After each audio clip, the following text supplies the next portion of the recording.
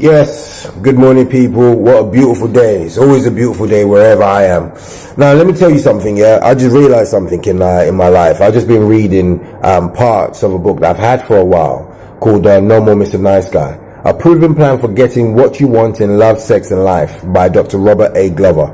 Yeah, this is the book. Yeah, now I've noticed several things. And the things that I've noticed is the fact that I am a typical nice guy. Now, what do I mean by that? Basically, I remember the first time I read the first chapters of this book, and I dashed it down. I was like, nah, no way. I hate this book. Because I saw the effects of what it had done, life had done to me. Yeah?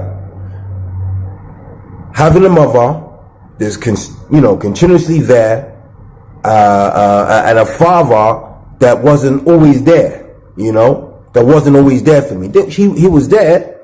Now, remember, my situation is a little bit, tricky. It's a little bit different to anybody else's, to a certain extent. It's not different. But my situation is, if you've never heard this story, is my father that I've known all my life once said to me, by the way, you're not my real son. And years later, after my then dad died, I met my biological father, who said he'd been looking for me for 25 years. So what you then see is a life of a mother that wanted to sort of keep me as an emotional crutch. Now, this is very dangerous for men, for us men, every single man out there. Yeah. Do you have a bond with your mother that is stopping you from getting or moving forward in your relationship? Now, this is something that is a bit of a crutch for me right now, because to a certain extent, my mother tries to play superhero with my relationships. Now, let me tell you what I mean. I've got this concept, if I can quickly remember it. I haven't used it for a long time, but it's basically a secret service concept, in a sense. Because that's like, I remember that quickly. Now, the secret service concept is you're a secret service agent, and what you're trying to do, you're trying to stop the bullets from hitting the president. That's what you're trying to do.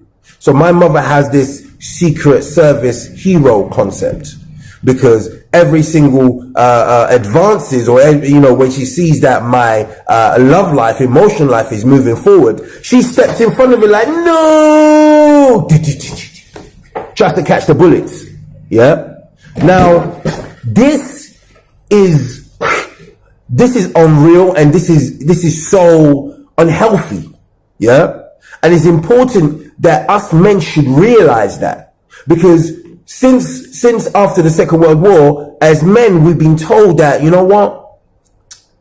we shouldn't be, the man's man. We have to be likable. We have to be nice guys. We have to, please women. No, that's not the thing. That's not the fact. That's not what we got to do.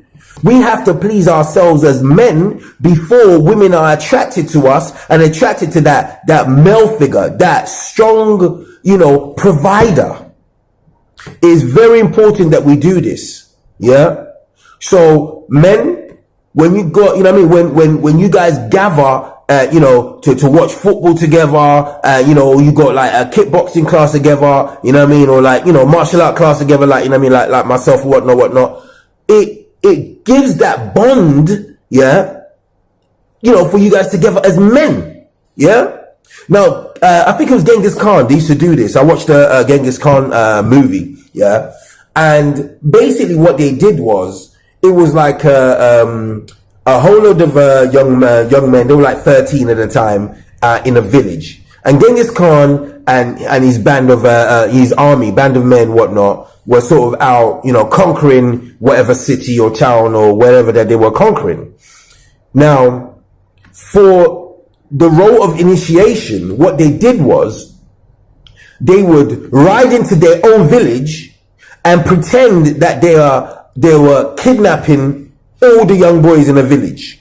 Yeah, all the 13-year-olds were all kidnapped, but they were their children. Do you understand what I mean? So they you know, they balaclava their face up, yeah, masked up their face, yeah, and kidnap their children so that they can take them to the mountains, yeah, and do manly things in the terms of, you know, catch fish, you know, shoot a bow and arrow, yeah, be a man's man, so that they were not too reliant on their mothers. So when they came back, and what's similar to what, you know, this particular thing is, what Genghis Khan did back in the day, is sending our children to the army, sending our children to a martial art club, sending our children to a football club, sending our children, you know what I mean? When I say our children, our male children, our boys, sending them to where that they can bond and understand how to share the emotions of a man, share the emotions of a young man, so that you can be like, okay, I mustn't cry when, you know, Billy punches me in my eye.